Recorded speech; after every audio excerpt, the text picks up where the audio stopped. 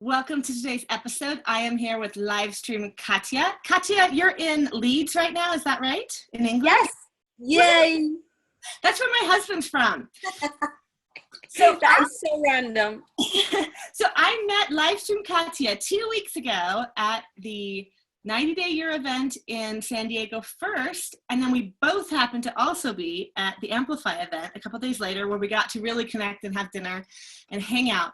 And Katya, I'm so excited about and inspired by your story, the story of quitting your banking job after discovering live streaming, because I think a lot of us use live streaming here and there, like piecemeal bits and pieces, like, oh, I'm promoting something, I better do a live stream.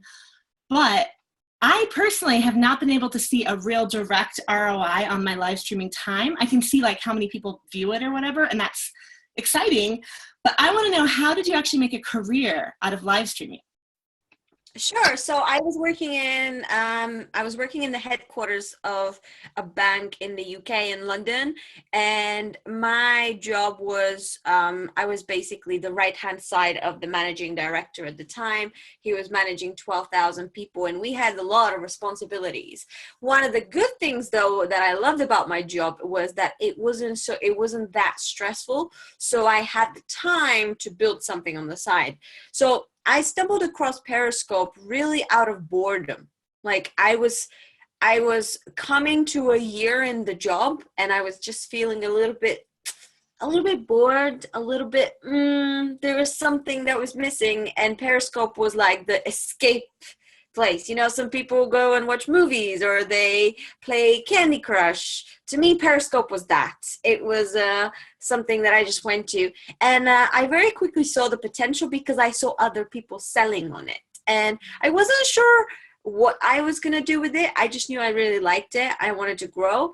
And what happened was I came up with the idea to create a community. Like I thought, I want to grow on this platform. I want to create a community so that other people who want to grow the platform, we can all do it together. And I just went live on Periscope one day, and I just said, hey, my mission is to make this work more collaborative. And I want to prove that through collaboration, we can achieve that.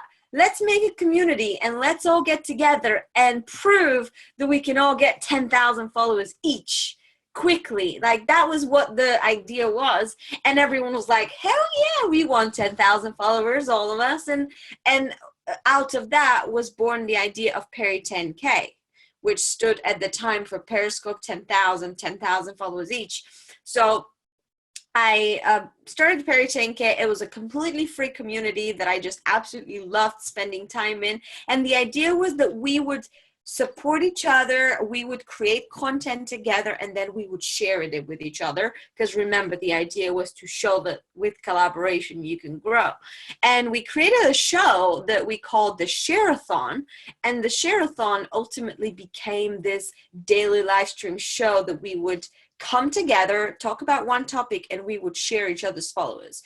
And I think because I attracted some really cool people, that Share-a-thon show started getting traction really quickly. Like people were watching it and they were just wowed. They were so impressed by the speakers and by the inspiration that they just wanted to be part of it, and people started joining the group.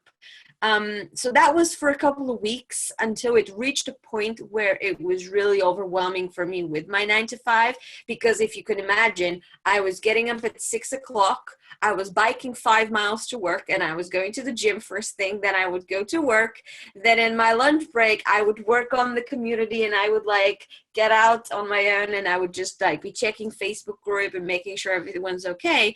And then after work, I would work from 6 p.m. to midnight, sometimes later, depending on the day. And it was really time draining for me, and I wasn't getting paid a penny for it. So it reached a point where I had to decide if I keep it or I just delete it. And if I kept it, I couldn't just keep it for free, which is why someone suggested, why don't you just charge for it? And I was like, oh, that's clever. Why not? So I put up an offer for a very low monthly price, and I closed it so that I can organize the pages and everything.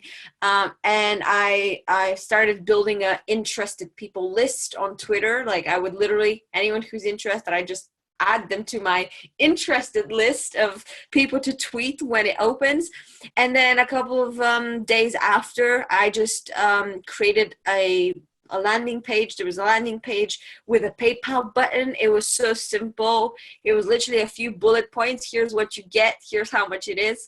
And I tweeted everybody who expressed interest. Plus, we did a share-a-thon announcing the fact that we're now accepting new members, that will be paid.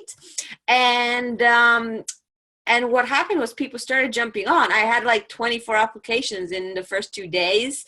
And that's when I knew that I have something that it was worth and that was special. And within the first 3 months, we had about 60 members. And it was enough for me to quit my job. Like I looked what I was making in the job after tax versus what I was making in this one. And I was just like, well, it's a no-brainer. Like my banking salary, most of it goes into taxes and corporate insurance and all that kind of stuff. Here, there's me making the same money from these 60 members. And I just handed in my notice, and I said, I just thought to myself this, Jen, if I can do this part-time and be exhausted and still make money, imagine how much I can make if I focused on it full-time. Mm-hmm. And that's what made it. About that first offer that you did? Yeah.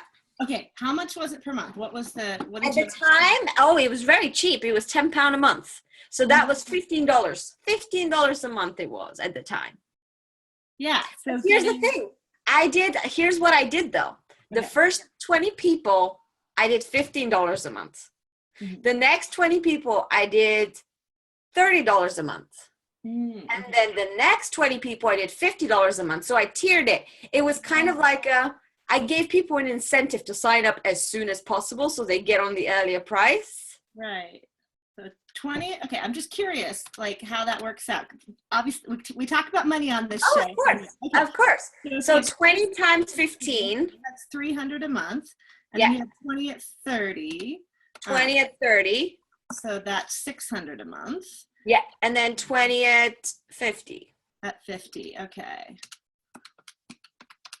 So then you got $1,000 a month there. So that's almost $2,000 a month. It's $1,900 a month. Exactly. And I was making exactly from my job after taxes, I was making like $1,700. Okay. So here's a quick question. At this point, I realized when you first started as self-employed, you probably weren't paying taxes on that yet because you hadn't hit that threshold. But I'm sure by now, though you're an expat, aren't you? What are the tax laws for expats? Like, how do you work? I'm not an expat though. I'm a typical resident because I'm a EU citizen. So here in the UK, I'm a EU citizen. So it's the same thing. But I set up a corporation the moment I started charging. Okay. So the day I started charging, I did set up a corporation. So, so that would be, I'm due to file my first year of taxes. I actually have another 90-day year fellow who is doing my end of year accounts. So, but I think the tax that she would have to submit for me would be something like 20%. Okay. Okay. Yeah, especially in your first year of business. A lot of people in their first year of business don't pay taxes because a lot of us have startup costs. And you don't pay taxes on the first 10,000 in the UK. The first £10,000 are free. Okay. And then you start paying taxes. But then remember, because I was under the corporation, here's where for anybody that is thinking about setting a business and is in that situation, when I was in my job, I would personally pay from my own salary, the travel costs, the food, my rental expenses. Like I would pay that from my personal money. Mm-hmm. After I started the business, I would pay it from the revenue, and it would be a tax write-off. And after that, I would actually save money because, well, I only pay tax on the less. So it is kind of like tax-free money because it's expenses and you pay taxes after that expense. And that's what I think right now, I truly believe so. I spend a lot less now in terms of personal money, in terms of like before, I used to spend a lot more when I was employed than what I pay now as self-employed. So I'm actually also saving money. Well, it'll be interesting to see how it turns out after a couple of years of paying the corporate tax too. But that is a trick. There's a book I have on my bookshelf right here that's called I think it's called Save Taxes Big Time 2015. I need to update it. But one of the things they talk about is if you don't have an in-home business of some kind, even if you have a job, it's one of the best ways to save on taxes is to have a job that you run out of your own home, because then you can write off so many expenses. Like, we live in rural Arizona where our internet is terrible. I have 2 separate internets, one for my kids to stream their movies and one for me and my husband to do our video and, you know, our record label, because I can't upload video and have the kids watching a TV. Oh God, yeah. You know, so I was like, you know what? The second one is a business expense because we only use it for all of our uploading, stuff like that. I have, this room is my office. That room right behind me is my husband's studio. We write off significant expenses towards both of those. Yeah. Insurance, you know, there's you can either do it by the square foot here in the US, or you can take sort of a room, isn't it? Like here I can take this as a quarter of the flat, so 25%. Yeah. So there are a couple of calculations, and I'm sure those things do differ from one country to another. But oh yeah, good for people to think about. If you are already working from home, figure out how to save taxes with it, because that could make a huge difference from what. Oh my God, yeah. But also you save money on, like, when I was in the bank, I would spend like about $200 a month just on travel in London. Plus, I would spend another $300 a month on lunches going out when I was outside, because work doesn't provide you lunch. So there's $500 a month there saved out of thin air, just because I chose something that pays me equally as much as my old banking job. And obviously I didn't pay myself for a long time, but I was making, and I was looking, we were looking with my bookkeeper, and the only like cost of sales that we had were the Stripe fees and the PayPal fees. Everything else, all the other admin expenses, you know, you're looking at about 50 to 60% profit margin after all the admin expenses, which is crazy. But at the very beginning, I had no expenses at all. For the first 6 months of my business, my only expense was my website, my terms and conditions, which I paid somebody to do. And that was it. And my time, that was it. Those were the only 2 things that were expenses at the beginning. And remember, that's back in 2015. So that's 2 years ago. Yeah. So the service that you offer too it's based on Periscope. So obviously you don't pay to be on Periscope. You don't pay for other people to be on Periscope. It's not really the Periscope. That's how it started. Okay. That's how it started. What happened next? That's how it started. So that's when I quit the job. So what happened next was I created more of a membership community that just happened to do scopes. So the Periscope just became one part of it. So we added a blog. We started getting thousands of viewers on the blog. So I started letting others contribute to the blog. So my Perry 10K members can actually blog on the website, get backlinks. We started doing monthly masterminds that we would actually come together, and we would have hot seats. For anybody that doesn't know what that means, is you basically get 10 minutes and you get to tell your problem, and you get other people dissecting your problem and giving you solutions. And we added a Perry 10K app. We added, what else? We added lots of training. So I started actually at the very beginning, I wasn't a live stream expert. Like, let's be honest, I wasn't one at the very beginning. But I started adding trainings later on when I did start getting results. Like, when people started coming to me for advice, I did started adding trainings, and eventually I started bringing guest trainers as well. Like, I would get other people who are the best in their industry and come and deliver a specific masterclass on something that my members will be interested in. So it became this whole Right now, if like somebody asks me what Perry 10K is, here's what I would say. Right now, the Perry 10K is a mastermind that does two things. One, it keeps you accountable through our show to live stream. And two, it gives you the support and the knowledge that you need to succeed. It's not a course. It does have trainings in there, but it's not a course that you have to go through. It's a library that you can dip in and out what you need, but it's not a course. It's an implementation program that allows you to take action because everybody else is taking action. And if you don't take action, you're kind of just feeling left out. So that's what it became. And eventually the price rose to $75 a month. And now it's $97 a month. And that's what it stayed at. So the $97 a month is, I think that's the perfect price. And I'm very happy with it. And that gives them access to all of the other people who all have followers, and you're still sharing things. Yeah, exactly. We have like over 150,000 followers combined, which means that even if you start from zero, you aren't really starting from zero because you have this big network behind you that if you didn't have, you'd have to you just have to kick yourself for months until you figure this thing out. Mm-hmm. And I noticed because after meeting you and talking to you, I hadn't Periscoped for about 2 years because we talked about some of the reasons. Like I felt like after a while there was just a lot of, I kept blocking people, a lot of comments, and I didn't start to really see that much of my audience on Periscope coming other places. Like I found a few people I really liked, I connected with them elsewhere, and I kind of just drifted away from it.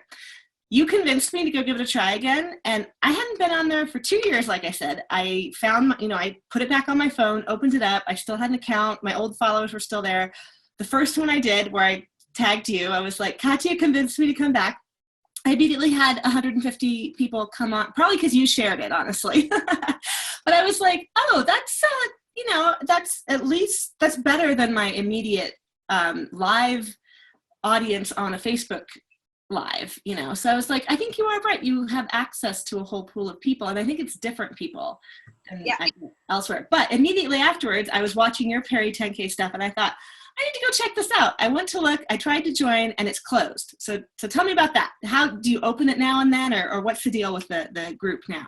So here's what I discovered last year. The first time I launched it, it was I opened it and then I closed it. For the moment that it was open, I had a lot of sign up. And then in January of 2016, I decided to open it and just keep it open throughout the year. And what I realized was that, one, I was spending all my time onboarding new member every single month. So I was like a headless chicken that just keeps onboarding and onboarding. But also a lot of people weren't joining because they didn't really have a reason to join now. So they just kept saying, I'll join next month, I'll join next month. So in October last year, what I did is I said, okay, you got 4 weeks to join and I'm closing this thing down so that I can focus on my existing members, not having to review applications because my business is very application driven. It's not just pay to play. It's you apply, you get accepted, then you pay to play. And because of that, it takes a lot of energy. Like I review every single application, and it's a long application. It's almost like let me show you this. I have a few here with me. Like, check this out. This is like a job application. Like, look at all the text. It is like a job application. So in October, when I announced that I'm closing it, I had more applications for the month of October than I did for the entire year.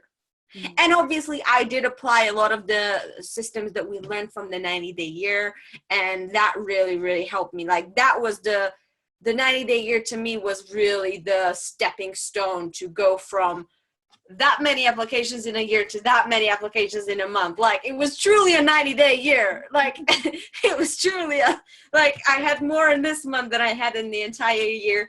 And that's when I realized that, wow, I should always just open it and close it. So in April, I opened it again this April, just before the 90-day year, just before we met. I opened it and I closed it on the 10th of April.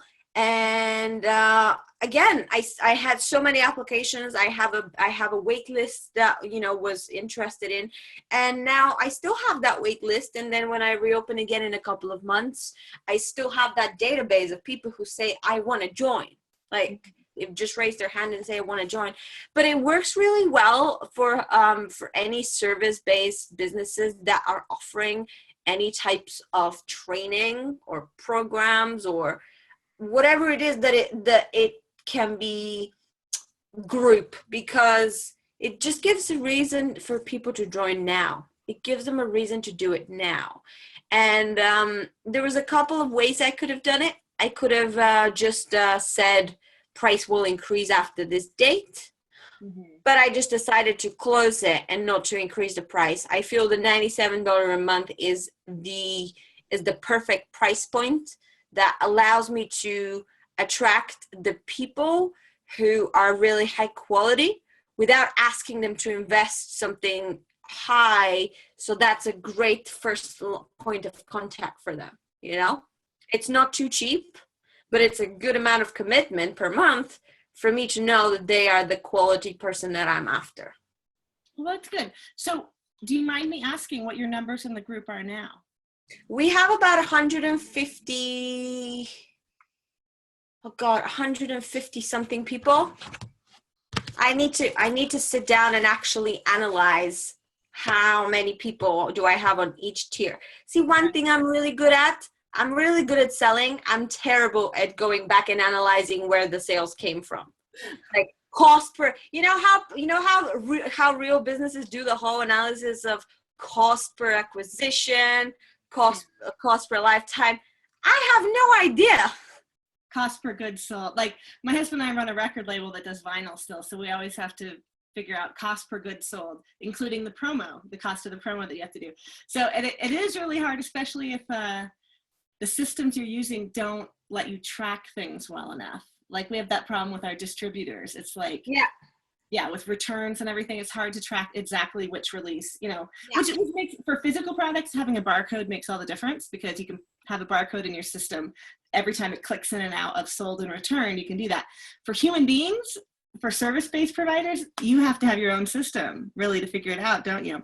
So out of that, probably, and I'm sure you have some attrition, right? You have some people that you lose.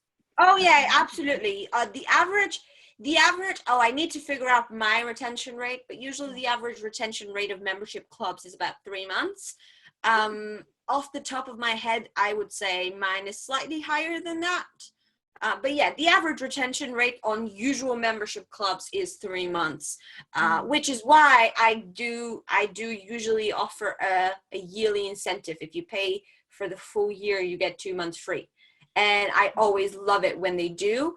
One, because I know they're committed, but two, I commit to them even more. Like, I feel more committed to them when they pay for the full year. So I have a lot of people who've paid yearly. I have some people who pay monthly, and I have people from free to $97 a month. It's like a whole mixture, and some are on $97. Most of them, I would say the majority of people are on $75 a month.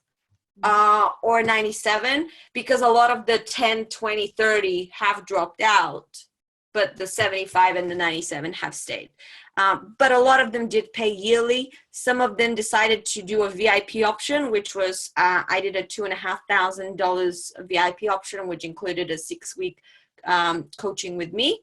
So they got a free 1-year membership plus 6-week coaching, $2,500, a no-brainer offer. And I had a couple of people do that. So it's a whole mixture. I mean, I think if we had that chat in 2 months, like, I'd be able to, like, at least have a good understanding of the numbers, because I would have then submitted my accounts. But I'm still like, oh. But yeah, you got about 150 people there paying different amounts. And that's good to know with the VIP option. I think that's something that a lot of people, especially in their first year or two of business, don't feel ready to do yet. But sometimes people just want your personal attention. Like, exactly. that for this, like live stream in particular, a lot of people feel really insecure about and want extra hand holding. I could see some of this. I say this, in any buying situation, there's always the percentage of people who, no matter what you sell, will always buy the VIP choice. There's just people who they just identify as a VIP person. Therefore, they always buy the VIP option. If they go to an event, they always buy the VIP seats. If they go to Disneyland, they always buy the VIP passes. Like, it's just the thing they do. If they fly, they always fly first class. It's just the thing they do. So not having a VIP option is repelling those people. So you want to make sure that you do have one. And if you aren't sure what that is, it's just literally what you just said, Jen. Extra time with me. That's it. We can talk about whatever you want. It's just extra time with me. It doesn't have to be anything scientific. We're going to talk about X and A and B. No, just you get six calls with me talking about whatever we want to talk about. Yeah, it's basically like your brains and your hand on their business for them. On their business, and particularly on their videos. Yeah.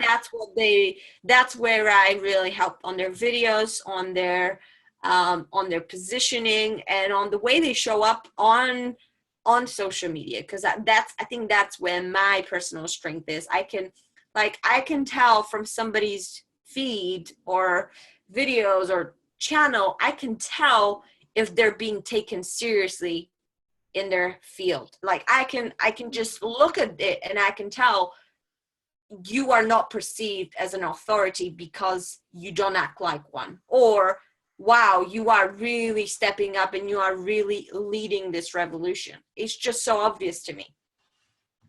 That is interesting. That's good food for thought too. I'm suddenly like, oh, what does my feed look like? Yeah, what does your feed look like?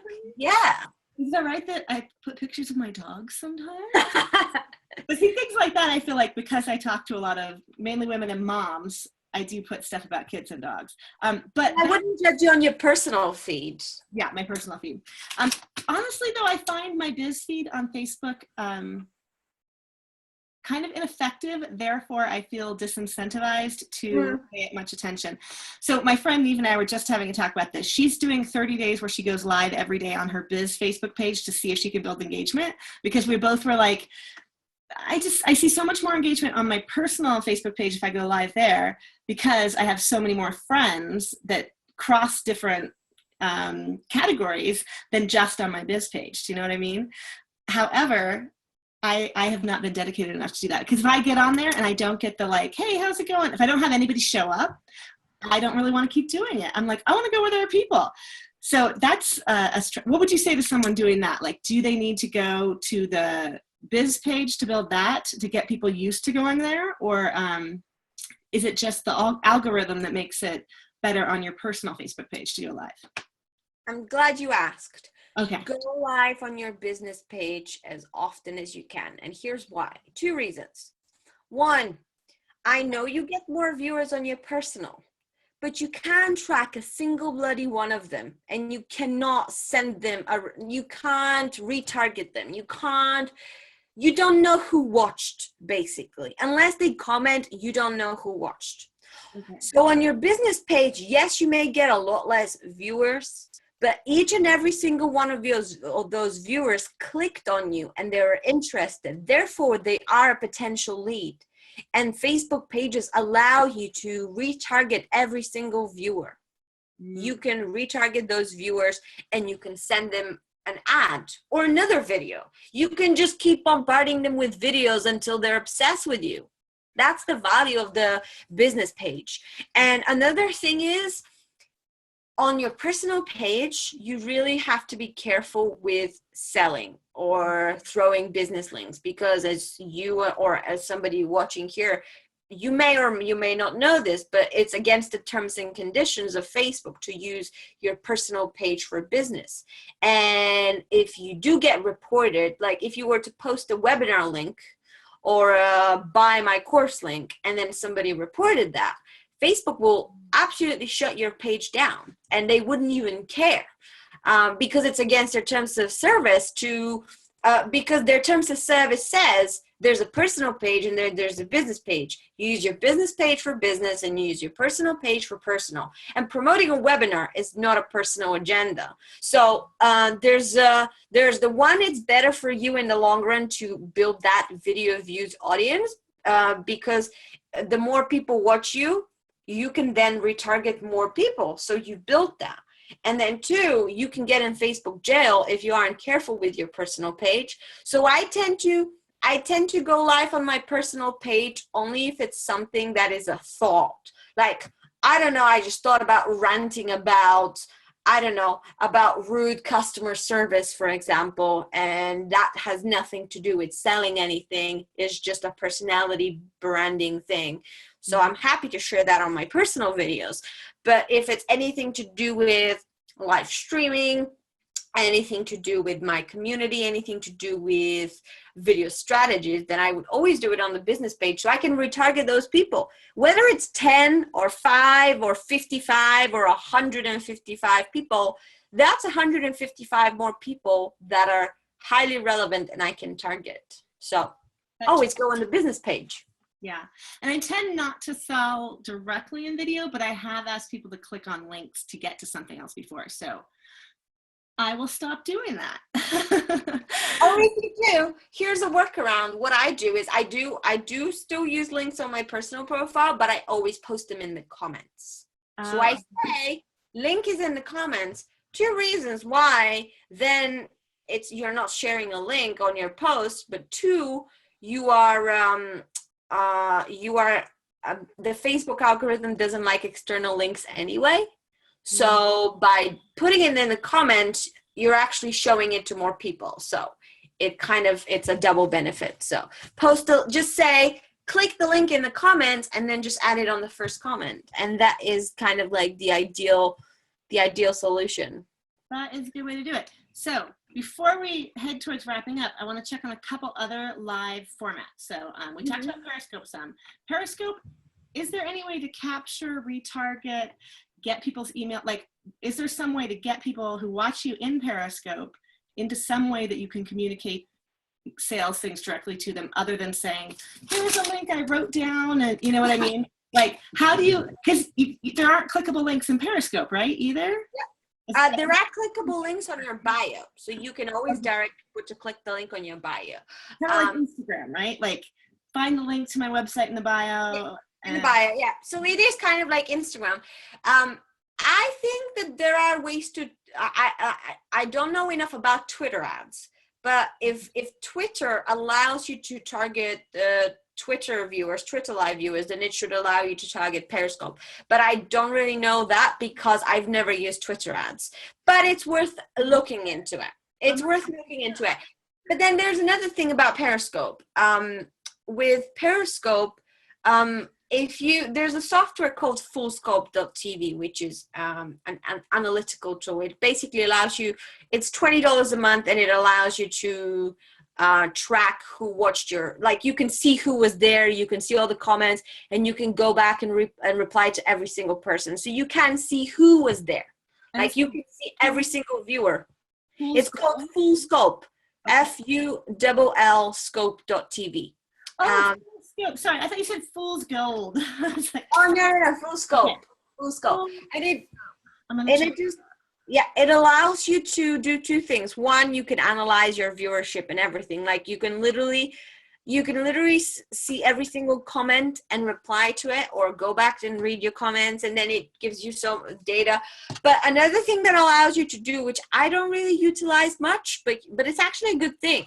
What you can do while you're on the scope, you can ask people to drop their email addresses in the comments. Like, drop your email addresses in the comments if you'd like me to send you something, whatever it is.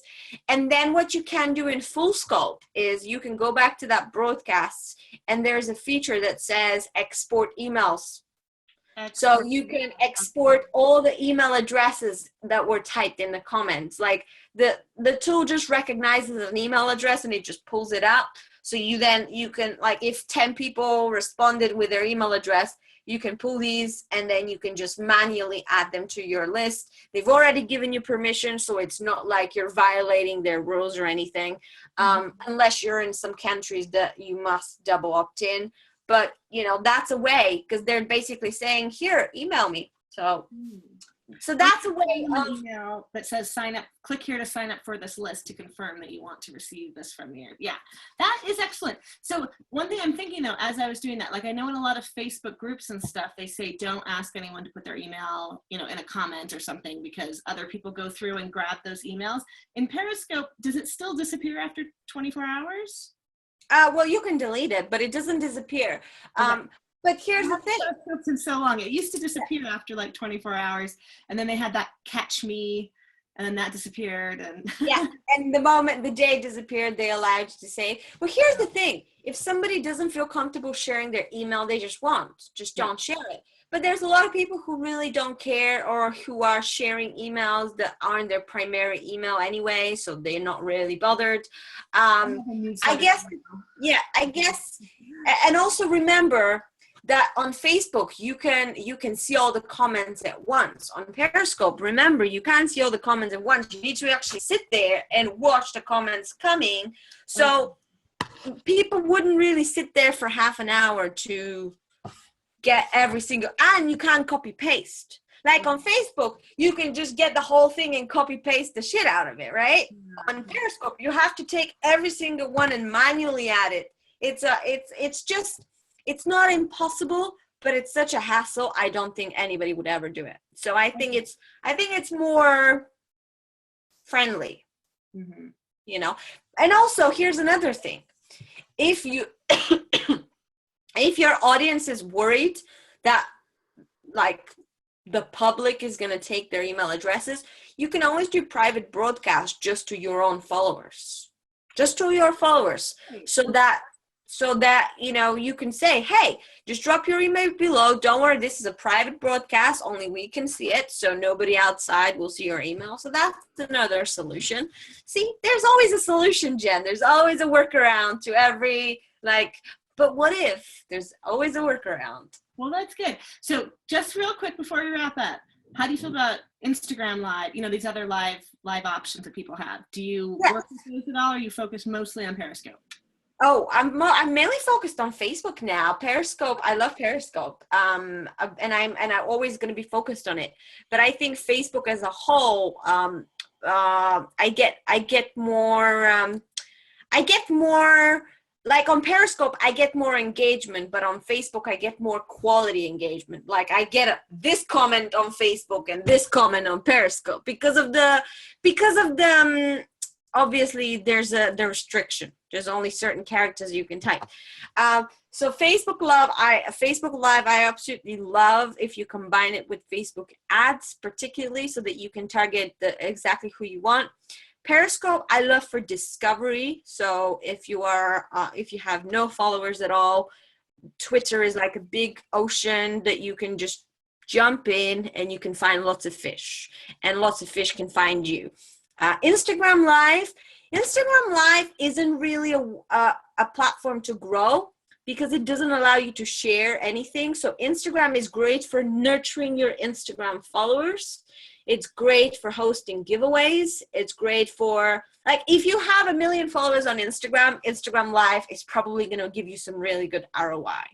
But I only have like 3,500 on Instagram. And when I go live, I get barely 20 people there. So it's like, it's kind of waste of time unless I grow some more following, for me personally. Okay. But what we've started doing is we've started doing share-a-thons on Instagram and share-a-thons on Facebook.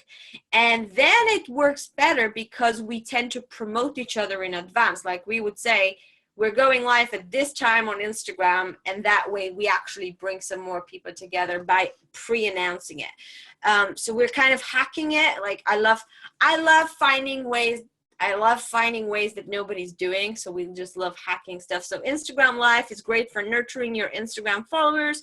So if you're looking to convert them, it's great. If you're looking on Facebook to convert your Facebook people, also great. And then if you're looking to reach new audience, Periscope is amazing for it. There's other out there that are for kids. Like if you're targeting the under 18-year-olds, then you want to be on live.ly, which is a musically it's a musically based app. It's huge. If you're targeting live.ly, which is with a Y. So live.ly, lively, and then there's live.me, which is a great app again for teenagers, and it's really fun, and it allows you to make actual money. Like broadcasters can send you money in the forms of cars and gifts and ribbons and butterflies, and then you can, it's like sending people diamonds and then you changing them into real cash. So I know people who make a full-time living just by broadcasting on Live Me and getting Porsche gifts on the broadcast, and then just converting that into cash. So no idea. Oh you can actually make direct money on live stream. And then there's another one called Busker, which allows you actually very cleverly to sell products on the platform or to get tips. So it links to your Stripe account, and you can sell products directly on the broadcast. Like somebody's watching and they can click a buy button, and then you just take care of the shipping and handling. Interesting. I'm writing all these down. That's I did not know about these things. Okay, awesome. So, and when you say this is your Perry K10 or Perry Girls 10K group does the share-a-thons in Facebook and on Instagram and all that. Yeah, so Perry 10K does all of them. Perry 10K does all of them. Perry Girls, they are a different community, and they do just the Periscope. They're just focused on Periscope. Oh, and that's not you? No, Perry Girls is a friend of mine. Her name's Jo. She's fabulous. That's her Periscope group. And a lot of the share-a-thon concept was actually something that they did very similar. They did something called Pass the Cast. But theirs didn't have a topic. Theirs was just like, let's just talk about ourselves. So they would get on for 10 minutes and they would talk about ourselves. So I took that concept and I made it into something with a topic. Like when I add a topic, that's when you add a meaning to it. Because then our share-a-thon became not about us, but it became about the viewers. And that's where the share-a-thon was born. I think they still do Pass the Cast sometimes. I think they do. But the share-a-thon concept was really born out of seeing how the Perry Girls were doing it, and we just took that concept and made it different. Okay, cool. So I personally already put myself on the wait list for the next Perry 10K because I was like, I need to learn more about this stuff. Good. From my, friends in their 20s who are doing all these awesome things. We are going to put in the show notes. I think I have a lot of links now that I need to put in there for all the things that we've talked about. Busker, live.me, live.ly, all of your stuff. And then I learned a lot of things about asking them to drop emails in and all these things. So, fantastic. And, I kind of even forgot that Twitter and Periscope, they're the same company. They're owned by the same people, aren't they? Yeah. And so go live on Periscope, you are going live on Twitter. So here's the final tip for everyone. If you have a massive Twitter following, you have to be on Periscope. Oh my gosh, I've totally been forgetting my Twitter. I use my Twitter mainly. It's like my secondary social platform, which means I put all of my cues. I have these cues of like, okay, at this time of day, post a article that I've written. Now post something one of my friends wrote. Now post some music, and now post, one of my podcasts, or I schedule it out. And then I like going and interacting when people, I get the ping that tells me someone retweeted or did something. Yeah. But I almost never remember to just go there preemptively. Like every now I try to put in my calendar, like go on, I make lists of authors I like, lists of financial people, feminists, and then I'll just like run down a list and like retweet a bunch of stuff. But I forget to do it for days at a time. And so then all of a sudden I'm like retweeting like 50 things. And then I go away and then I come back. And I think if I did remember to do the Periscopes, like I am going to try to do, my goal is I'm going to try to do some daily ones for a while here. But I have many more followers on Twitter than on Facebook or on Instagram, or actually I think that's my biggest group of people is on Twitter. It seems to grow more easily than others for me. I don't know. I think Twitter is definitely not dead. It's not going anywhere, no matter what other people say. And it's still a gold mine in terms of reaching out to people and connecting. I mean, it's still the best place to find journalists, media contacts. It's still the best place to reach out to brands. Remember, it was the place that I reached out to a international courier to deliver my passport on time to actually get to the USA. Like, I went to Twitter to change their policy, and they did it because of I reached out on Twitter. So it's still a very powerful place, I think, and Periscope being part of it, it just rides the wave. And no matter what happens with Periscope, live video on Twitter will always be huge, always will be huge. So and I don't believe Twitter's going anywhere.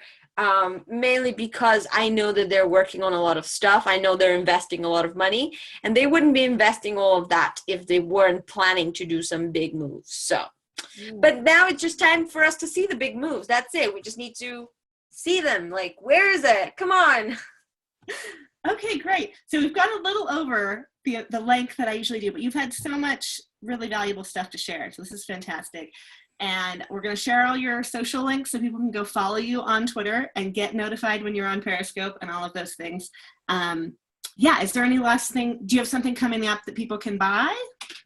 I would say there's one thing that I always send people to, because I think it's the most valuable thing they can ever do.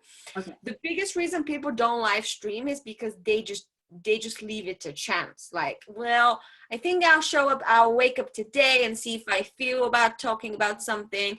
And that's the biggest killer of consistency.